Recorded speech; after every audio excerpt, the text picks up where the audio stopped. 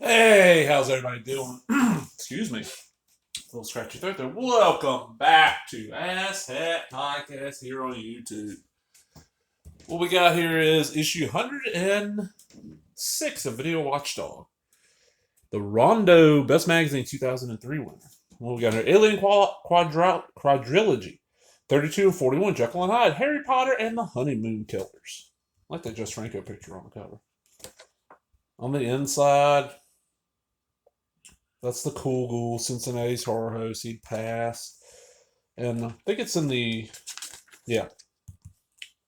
Tim Lucas goes on how he started watching it early on, and Cool Ghoul was the shit, and introduced himself like Castle of the Living Dead, Invasion of the Body Snatchers, Horror, Castle, and many other films. Excuse me. We got Joe Dante, Tim Lucas, Ken Newman, Richard Harlan Smith.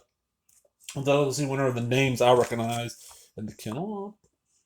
Some of y'all might recognize some of these other names. That's the ones that catch my eye. Alright, so Dog Bites. These are just like little short reviews.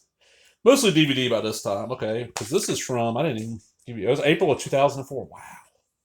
The Criminal, aka The Concrete Jungle. Never seen it. Drums of Fu Manchu, which is a 15-chapter serial from Republic. The Good Thief. No one knows. I've heard is really good. Have not got to see it yet. It's a Nick Nolte film. Grand Slam. The Initiation. That's an early Daphne Zuniga film from '84. A lot of people don't realize Daphne Zuniga was around Hollywood for a long time before she got, kind of known for Melrose Place. That's an Anchor Bay release. We got Little Eden. I don't know shit about it. It's a DVD. Ooh, God, $25 for a DVD-R. Murderous Maids. Parasite, the 3D film from Charles Band. Revolver. Oliver Reed rocking that mustache. Santo en Atacan las Brujas. So, Brujas is witches, or witches. So, Santo versus the witches. Santo and Attack of the Witches. Okay, close enough. Rise Above Entertainment. Santa en la Venganza de la Momia. Santo and Vengeance of the Mummy, maybe? Vengeance of the Mummy. Okay, my Spanish is not great. I'll admit that. My Spanish is not real good. I took Spanish in high school for 2 years. I had a teacher who was kind of like, you show up and don't cause any issues, I'll give you a C. And I'm like, hey, that works for me. I never thought I'd actually have a use for my Spanish skills. And then I didn't use my Spanish at all for years and years. When I ended up moving out to Texas, and the community I lived in was a lot of people spoke Spanish as their first language. A lot of people spoke Vietnamese as their first language. So I'm like, shit, I could use some Spanish now. I picked up some here now. Okay, we got Santa y Mantuila Napons en la Vincia de la Lorna. Okay, La Lorna's crying woman. Santo and somebody. Okay, Santo and Mataquila Naples and the Vengeance of the Crying Woman. Okay. I know beats me. The Violent Professionals. That's one of those I've heard about for years and years and years. You just not got a chance to see. You Only Live Once from Image. These were always great. The Flea Pick Flash by Joe Dante wrote these reviews for some magazine back in the day, and they reprinted a lot of Censorship in Denmark, Death in Venice. Deliverance. Oh, kind of blows my mind how many people don't know about Deliverance anymore. It's like, wow. I mean, they remade Straw Dogs. They haven't remade Deliverance. Kind of surprising. The Pied Piper, Red, White, and Blue. Alien Quadrilogy. Now, this is the 4 Aliens films. Back then, there was only 4. You didn't have Covenant and Prometheus and all that shit. Oh, Prometheus. Oh, God, and Covenant. Oh. And it was 9 discs. So it was not cheap. It was $100. 9 discs. $10 a little bit over $10 a disc. $12 a disc. Yeah, $12. And what it was is each film you got like 2 cuts of it pretty much. You got theatrical and then like a director's cut, Alien 1, which I think I've talked about this on here. I enjoy the first Alien film. I think it's pretty good, but to me it's more of a sci-fi thriller than a horror film. It's good though. The second one, I'm not that big a fan of it. I wanted more of the first film, and I got like basically a 80s, Reagan era action film.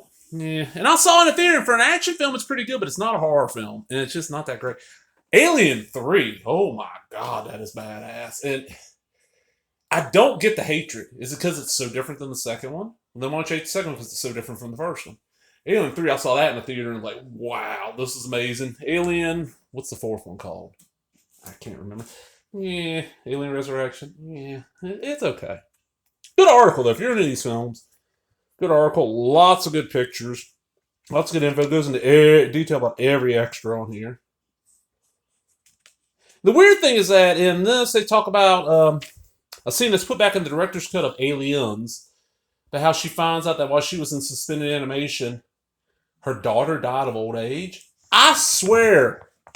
And I've asked my mother, because that's who went and saw this in the theater with me. Both of us remember that line being in the theatrical print we saw opening weekend. And if I'm remembering right, we saw it at the theater in Gaucher, in the Gaucher Mall, inside the mall. I know it was at the Gaucher Mall. I'm pretty sure it's in the theater inside. We both remember that line being in there. Because to us, that's why she connected so well with the character of Newt. Because, you know, when she left, her daughter was young, and then her daughter died of old age while she was suspended animation. But I've always heard, it's on it. I'm like, maybe we saw a different print, but why would, a little pissant theater in Gaucher, a little mall theater? It's a good theater, but I want to say, when a big name theater had it. I don't know.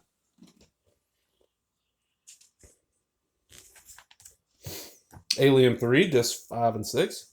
Good film. So, if you get a chance, look around out there.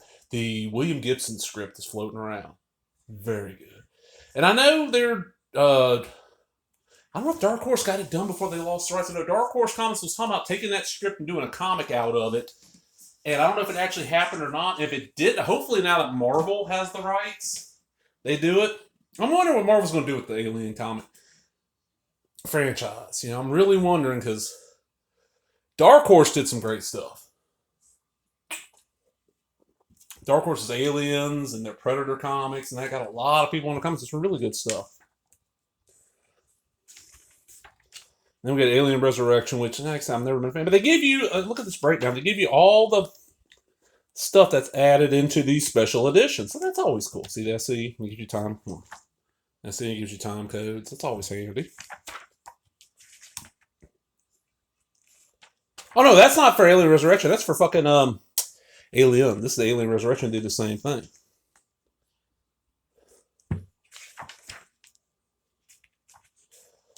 Then we get into our DVDs. We got Burnt Offerings, which I really need to watch it again. I've seen it, but it's been a long time since I've seen it. Oh, excuse me. Contamination. I was just recently talking about this with some people. This is one of those Euro horrors that I heard about for years. Lucio Cozzi did this. And saw, but don't remember shit about. Then a season or so ago on Joe Bob's Last Drive-In on Shudder, he covered it, and I'm like, oh man, Contagion's pretty fucking badass. Dr. Jekyll and Mr. Hyde, 32 and 41, both versions on a set. I think Cody LL has that. Harry Potter and the Chamber of Secrets. Yeah, I'll be honest, I don't really care for the movies. I think part of that is I saw the first two movies. It's like, okay, they're okay. And then I actually read the books. Love the books. Movies, I don't know. I don't know if I'm ever going to go back and watch the rest of the movies. The Haunting. Oh, man, The Haunting is a badass movie. Really badass movie. The Honeymoon Killers.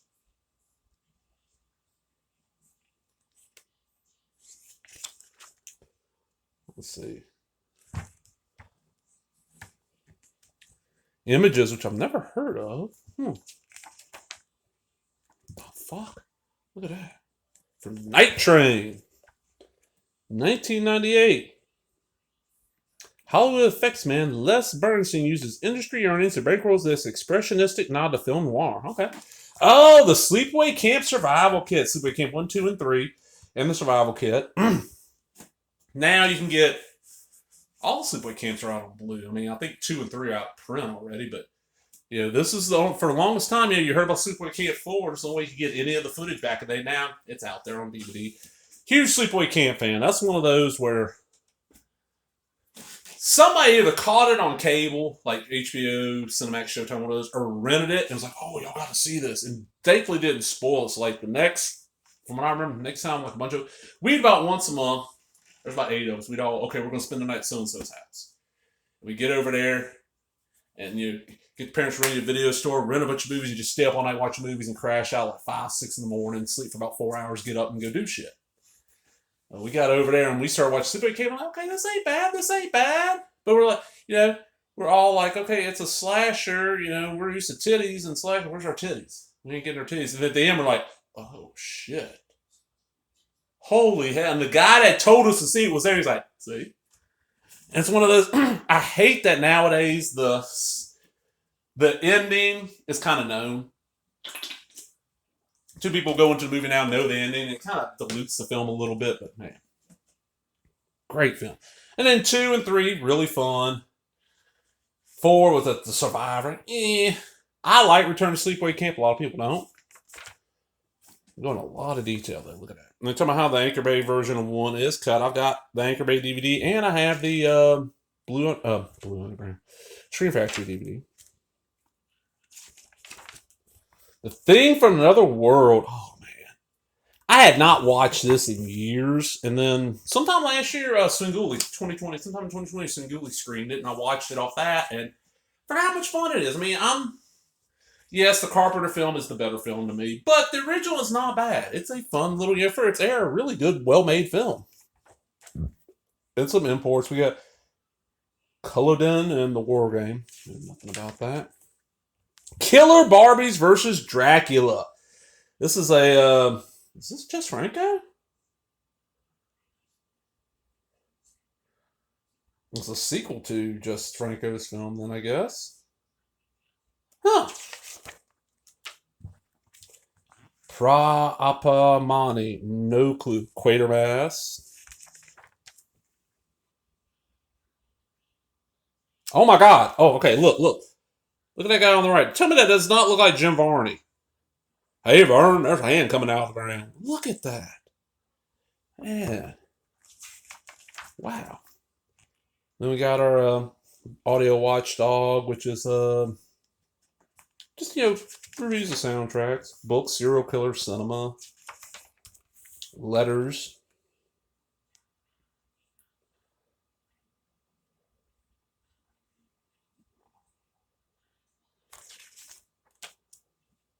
And then Mario Bava, All the Colors of the Dark by Tim Lucas, coming soon. Yeah, I looked at one of these issues quite a while ago. It was like in the 90s they're talking about it. It didn't come out till quite a long time. Quite a long time afterwards. But we got Harry Potter on the back cover. Not a bad issue. Not one of my favorites. This is after about 2006. Well, the magazine was still fairly decent. It just kind of lost some of it. And in part that's because of the internet. You could get these reviews really quick on the internet. But as always, if you enjoyed that video, give me a thumbs up, leave a comment, subscribe, all the other bullshit. Talk to everybody later. Bye-bye.